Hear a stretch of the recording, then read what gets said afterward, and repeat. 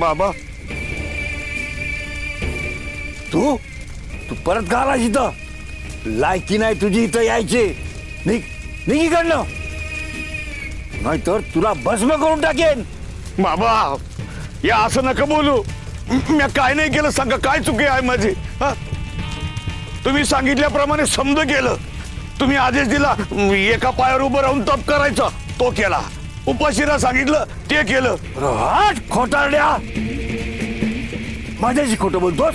हे बघ, जगाला फसवणारा एक वेळ वाचल, पण स्वतःला फसवणारा कधीच वाचत नाही, बर्बाद होतो. अरे घुबडा, माझ्याशी खोटं बोलतोस?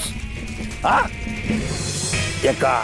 एका पायावर नाही तर सेवकाच्या पाठीवर पाय ठेवून जप करतोस, अर्धवट जप करतोस,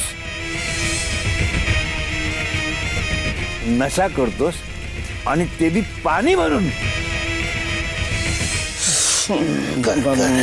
बाबाजी पाणी देऊ का? अरे तहान लागली रे मला.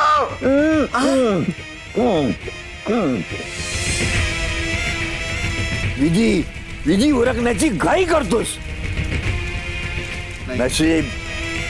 नशीब समज जिगरमानं तुला होळीत जायला नाही, भस्म केलं नाही. लबाडी करतोस. निघ ना, निघ.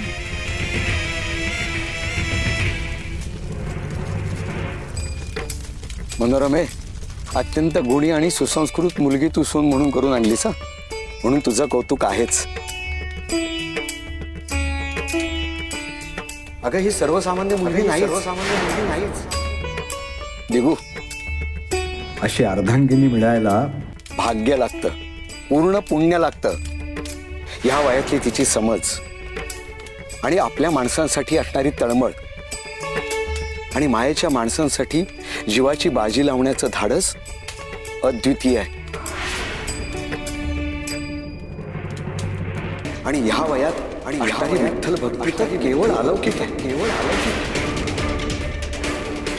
अगं या वयात आपल्या यमुनेला साधं ताक घुसळता येत नव्हतं, पण सखू नेटका संसार करते. विठुरायाची पूर्ण कृपा असल्याशिवाय हे शक्यच नाही.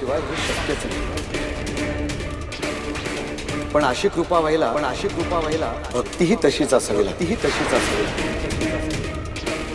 आणि सखूच्या निर्मळ अंतःकरणात ती शिगोशिग आहे. हो, अगदी खरं आहे बाबा.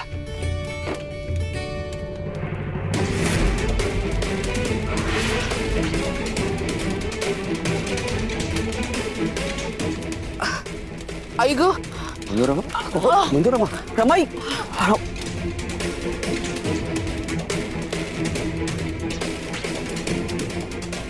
नाही थोडा थकवा जाणवतोय, घटकाभर पडते मी.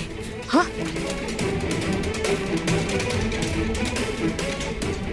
सावकाश.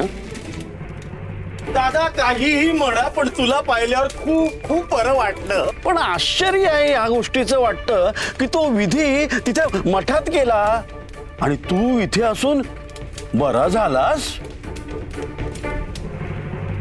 अरे बाबाजींचं सामर्थ्यच तसं आहे, म्हणून तर बाबा बरे झाले. बाबाजींनी केवढी साधना केली. अजिबातच नाही. बाबाजी डोंगीच आहेत, त्यांच्यामुळे नाही, सखू वहिनींच्या विठुरायाच्या कृपेने झालंय हे सगळं. त्यांच्यामुळेच दादा काका बरे झाले. बोलला चोमडा. अरे अंगठा एवढा पण नाहीयेस आणि बाबाजींना बोलतोस. बघावं तेव्हा वहिनी वहिनी आरती ओवाळत असतोस. यमुताई, विनूला का रागवतेस तू? आणि सखू आणि विनू धीर भावजयपेक्षा सवंगडी जास्त, तेव्हा तो सखूची कड घेणारच ना. आता तू वातावरण बिघडवू नकोस. आज इतका मोठा भाग्याचा दिवस आहे. इतक्या वर्षांनी बाबा आपल्यात आहेत आणि ते पूर्ण बरे झालेत.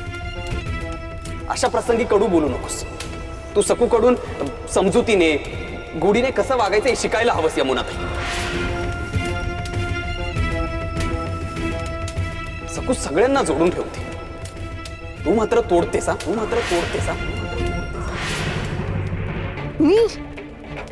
मी सखूकडून शिकायचं? अरे काय बोलतोयस कळतंय का? मी सखूची थोरली नणंद आहे. तू तर ताळतंत्र सोडूनच दिलंयस. बायकोचा भाट आहेस केवळ.